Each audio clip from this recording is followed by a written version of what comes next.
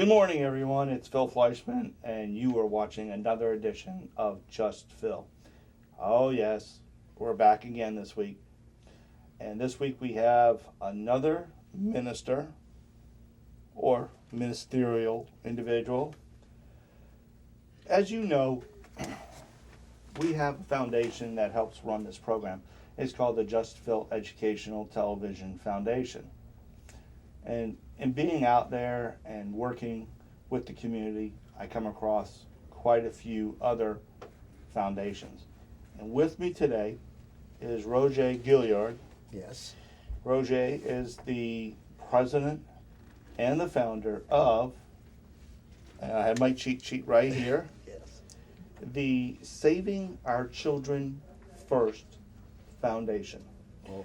Now, just like the Just Phil Educational Television Foundation, he is in the exact same spot on the 501c3 application. Now, wait a minute. We just used a big word. 501c3 is a type of charity. If you donate money to a charitable organization that is 501c3 compliant, Right.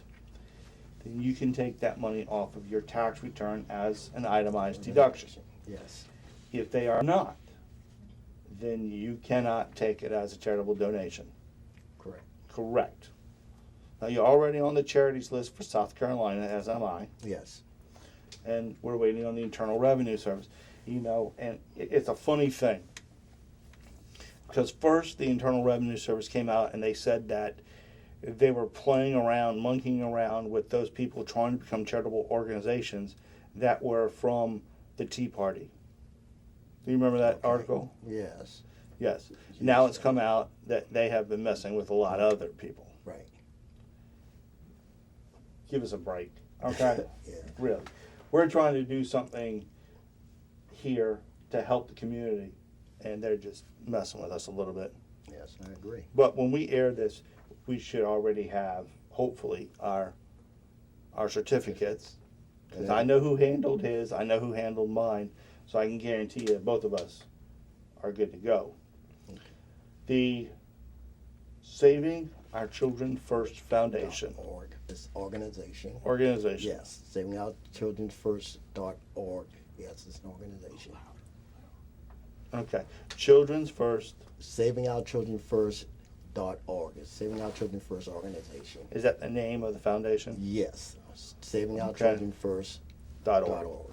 Okay. So now you know. And do you have that website? Yes, we have a website. It's SavingOurChildrenFirst.org. Okay. And do you have a website up? Yes, I do. Yes. So Okay. it's, So we're going to flash this address up on the screen when we get to the end of the program. Okay? Sounds good. So we'll remind you. You don't have to get a pen. We'll remind you later on. And like always, if you don't write it down or you forget to, you can always contact me at the show, and I can pass that information on to you. Yes, thank But you. let's talk about your organization. Okay.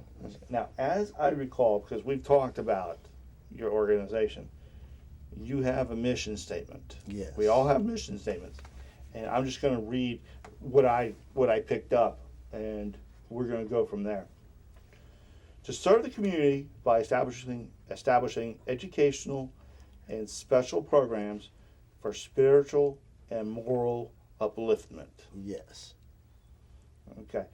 To deliver the true image of drugs and violence and poverty. Right. And finally, to invest in our communities. Yes. Well, let's go back to the first one. Okay. I took it as to serve the community by establishing educational and social programs for spiritual and moral upliftment. Yes. Tell the viewers a little bit more about this specific mission.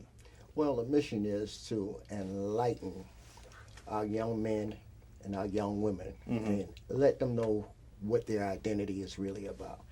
They can walk and talk, but if they don't have an identity as to who they really are internally, then them walking is not the walk that they should be walking. We all know that when we look at ourselves spiritually, that we are sons and daughters of God. So if we're from a royal priesthood and we're from a royal lineage of kings and queens, then why aren't we walking and conducting ourselves like royalty? So therefore, I'm looking at whereas the young man with the pants sagging, or the women, young women, they're walking around and they're wearing very revealing clothes. I'm looking back when I was coming up, that was not allowed. Right. So what we have to do is establish back the principles of virtue, bring that back into the household. To whereas the mothers, when they see see their daughters stepping out, they would want to say something about how they dress. Right. Or just for per se, a father, he sees his son and his pants is sagging. Regardless if that's just the fad by the trend, if it was my son, I would definitely want to say something to you. Because a lot of people don't understand that fad, that little trend that they have, it actually started inside prisons. But it wasn't just because of a lack of a belt or anything. It was because it was a way of, say, homosexuals. They would identify themselves within the prison, and at the same time, it was a way to advertise their wares. You know, for, say, sexual pleasures, or for selling themselves, considering, I say, for whatever may be there, for canteen or whatever they may say it is. So they have a custom and tradition, but they don't have the idea where the custom and tradition came from. So they're promoting something that they truly don't have an understanding of, and they're embracing something that they only see. But my thing is why do we allow it to, whereas most parents today, if you would see a young man or a young woman who may not be in a proper text with themselves, if I was to say something to your son or daughter, if I was is correcting or maybe saying something positive to enhance their thoughts, they're like, oh, you don't have to dress like that, or why don't you pull your pants up? It's gotten so bad today that mothers and fathers, they would defend their child before you allow them to be corrected. So that's where we're at. We just more or less want to bring insight and enlightenment to our young men and our young women, and teach them to come up to be better role models, to be more aware of who they are, and to have more substance about what they're doing, not just with their life, but in life. In order to create role models, you must have a role model to mold yourself after. Who are you using? Are you using someone from our generation? Are you using someone like Martin Luther King? Or are you looking at God? Well, when we look at who role models should be, the greatest force that any man can want to take a look at is the church. The church is a powerful force within the community. But because there's division within the churches, they don't come together and unify, then it makes the church powerless. So until the church actually gets rid of the division, get rid of the customs and tradition, I'm a Methodist, I'm a Baptist, I'm Episcopalian, drop the titles, because God has no respectable people. If we're all from one seed, then we should be able to conduct ourselves in a manner to whereas not just get along, but we should be able to walk along and sing the same song. What about the argument that God gave them free will, and they're exercising God's will to have their pants down by their knees? Right, they do have a choice. We all have a choice. That I will not deny. But within that choice, if we have someone who can show them corrective choices, then the choices would be better when they start making the decisions to decide what they're going to do. So you're going to offer choices. Yes. If they want to listen to that choice, then that's great. Right. And if they don't, then they just walk down the street. You know, it's just the same thing with saying, I'm a firm believer in God and Jesus Christ. I can't force what I believe in on the next person. They have to be willing to accept. Okay. So that's just like me or with you. You practice Judaism. I can't force what I believe on you, and I'm quite sure you wouldn't want to impose or force what you believe on me. I would never do that. But we would have an open conversation to whereas we can meet inside the road and have a level of acceptance. All right. Well, let's move on to the next one, okay? We may come back to this a little bit later. Okay. To deliver the true image of drugs and violence and poverty. Yes. Yes. I'm reminded of the TV commercial. When I look at this, I remember the TV commercial back from the 70s, the early 80s. This is your brain.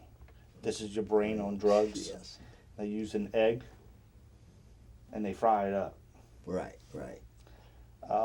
Is this kind of what you're talking about? Well, we all know that when we look at the media portray what actually happens. Mm-hmm. 9 times out of 10, it's just like when we say television. Just simple with the words. Television is what you're hearing. So what's being projected is what you're hearing. So you visualize what you're hearing. Mm-hmm. So now you come up with an idea and a concept, and you look at, okay, this person is a crackhead. So let's look at the level of what a crackhead would be. So if you could afford to spend $20 on drugs, but you could afford to spend $100,000 on drugs, what type of crackhead would you be? A more expensive crackhead, or would you be just the same as a crackhead? You know, my personal opinion is that it's a binary state. Either you're a crackhead or you're not. That's like being pregnant. Right, Either you're pregnant or you're not. Exactly. So here we go. We get stereotyped, and you just get something placed on. And then when you get a place on you, now you have to live with what somebody else has said to you. And then the indoctrination sticks with you. But you have a choice. You could choose to walk away from that, or you can choose to continue to live like that. Well, you know, with the drugs, I believe that some people do have an addiction. Yes. That they have a disease. Yes. That gives a propensity to take drugs. Right. So, and then some people make a conscious decision just to make drugs. Okay, well, I look at it like this. Jesus said, when he was at the cross, he said, Father, pass this cup from me. He also said, if you ask of me. Okay, so now if you don't want that cup, you don't have to have that cup. All you have to do is ask God. And God will take it away from you, but you have to believe. You have to have faith, knowing that I don't have to go back to Egypt. Because once you relieve yourself of bondage, why look back at what you left, knowing what you left? If I know for a fact that I left pain and suffering behind me, and I've already went away from it, then I'm just like a dog returning to his vomit. I'm returning back to the same pain, same misery, same anguish that I had before. And it's not going to get any better. It's only going to get worse. It will never get better. So are you going to offer an outreach program? Yes. That's one of the basic fundamentals that we want to get into because, you know, I've seen it for myself, you know, whereas, you know, parents are buying from their very own children.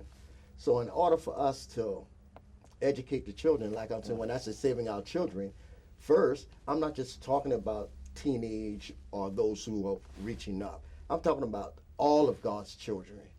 You're a child of God. I'm a child of God. So we can't just educate the young and don't educate the old. Right. We have to take in and compartmentalize everything. We have to do 1 and 2.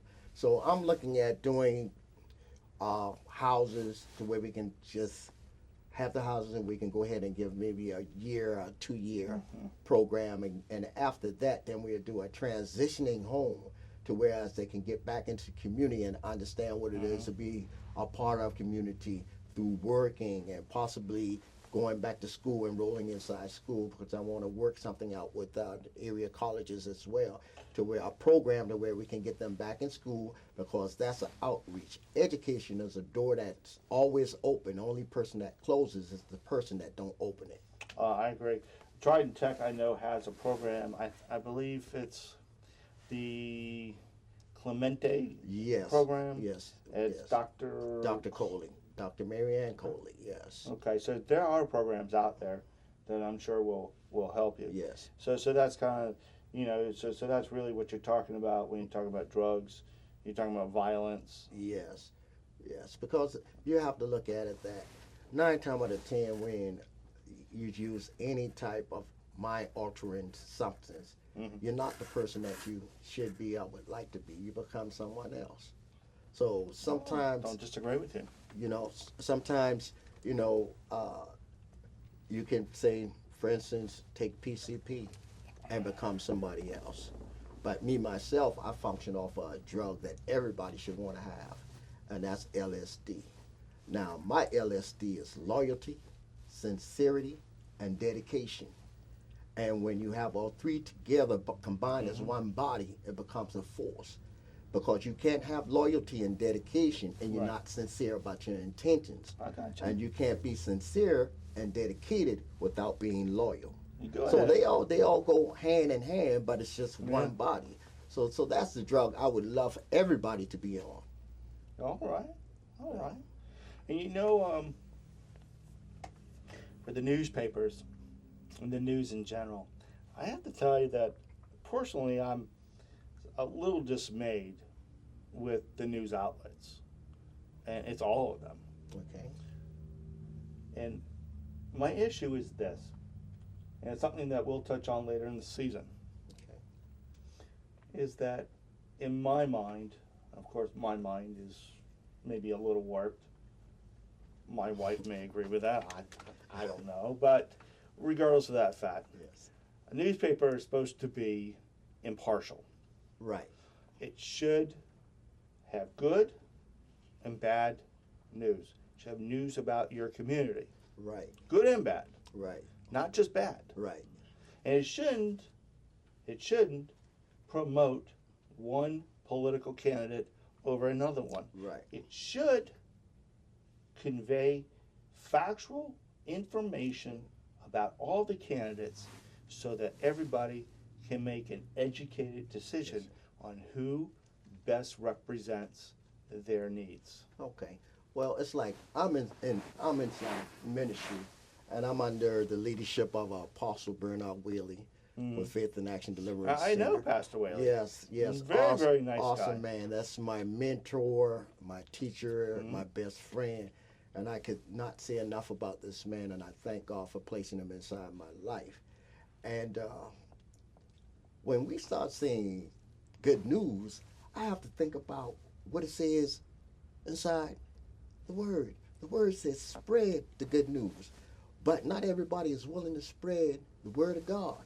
Now, if you spread that news, I'm willing to guarantee you that news will do some good. Because I agree with you, but I think it's more. I think it's good in general.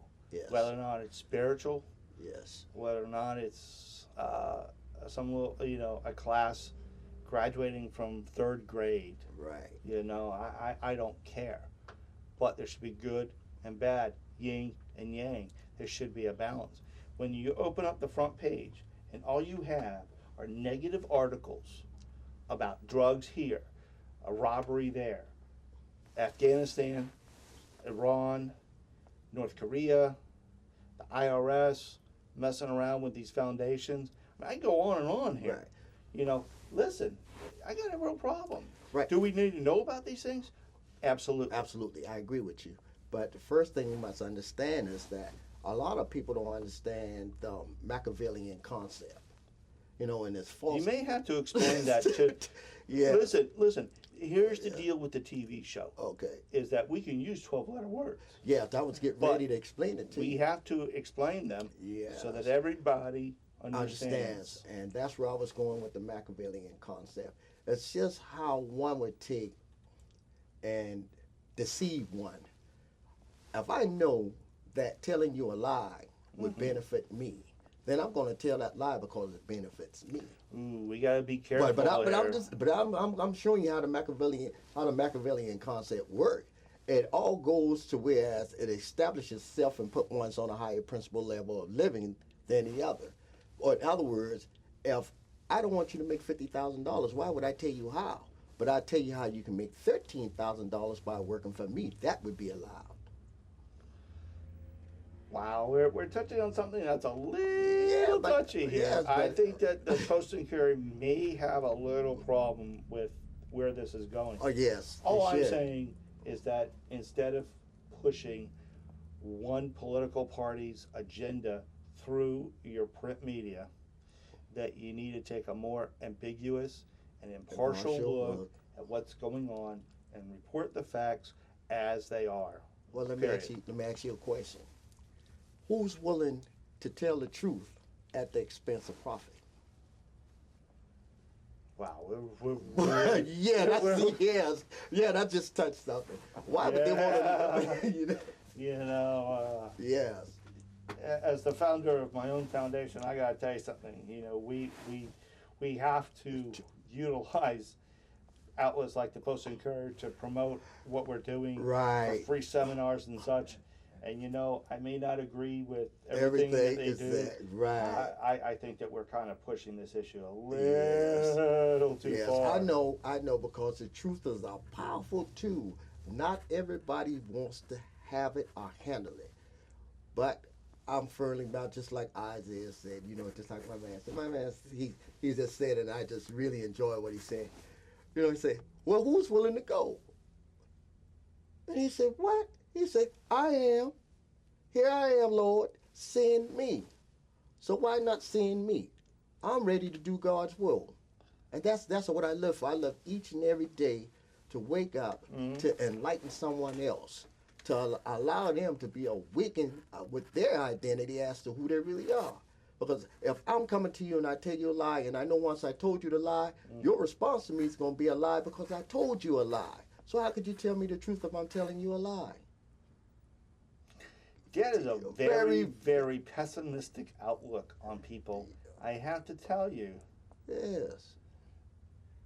I'm going to take the more optimistic view and tell you that people are honest for the most part. No, you missed the statement. The statement was, if I know I'm telling you a lie, and your response back to me is reading from a lie, how could I expect the truth if I told you a lie? I think it just depends on the person, personally. Really? Try it. No. Tell me a lie. No. Come on, man. No. If I tell you a lie, then I'll be going against my principles of truth. I'm reminded I have a cousin, and I haven't spoken to this cousin in quite a while, but he had this line. He goes, you want me to tell you the truth, or you want me to lie to you? That's a good answer right there.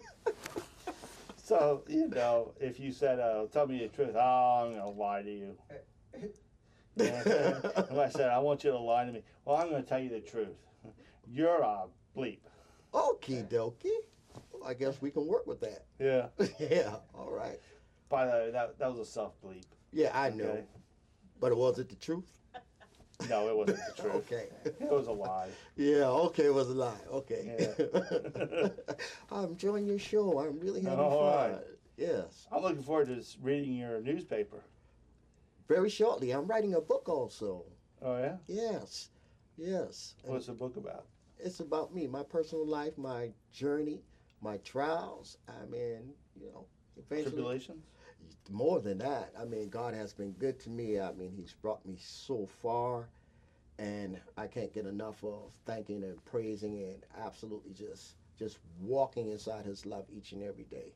I wake up each and every day with one thing on my mind. Who can I spread the good news to today? Now, we've had some inspirational people on the show as of recently.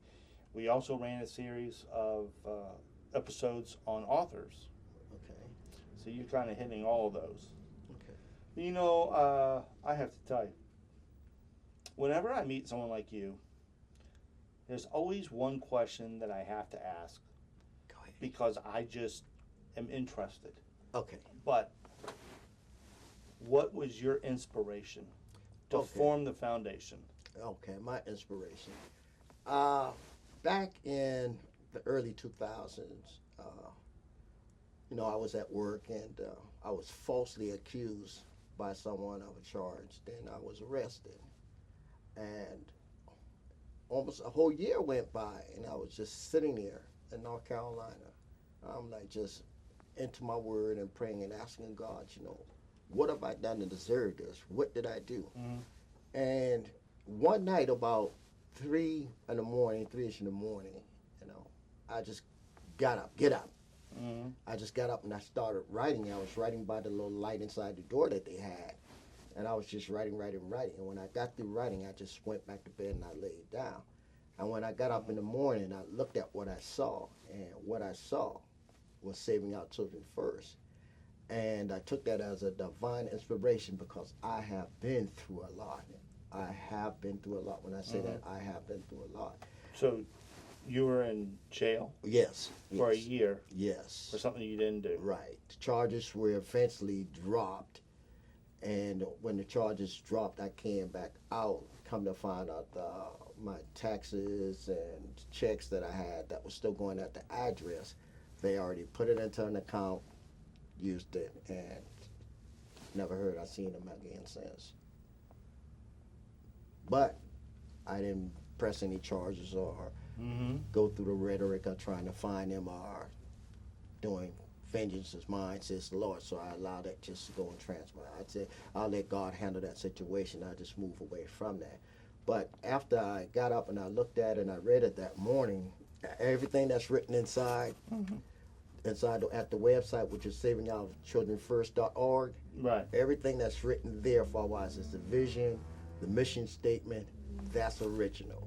I have not changed one word, not to put an and, a but, or. It's exactly how it was written that night. I still have the original paper at home. It's exactly the way I wrote it. That's the exact way I put it on there. I did not change anything because I truly felt that God used me, and He's using me now as a vessel to bring together and bring a process of unification. So that's where I'm at. I want to reach out. I want to talk to political leaders. I want to talk to law enforcement leaders. I want to talk to our educators. I just want to be a figure inside the community doing that which belongs to the community, and that's spreading love. I just want to start a wildfire with love because we know that one can cause 1,000 to flee, two can cause 10,000. And I'm saying, can you imagine what can happen if we could just get 500 together doing good? I mean, actually promoting love. Wow, could you imagine how much we can cause to flee?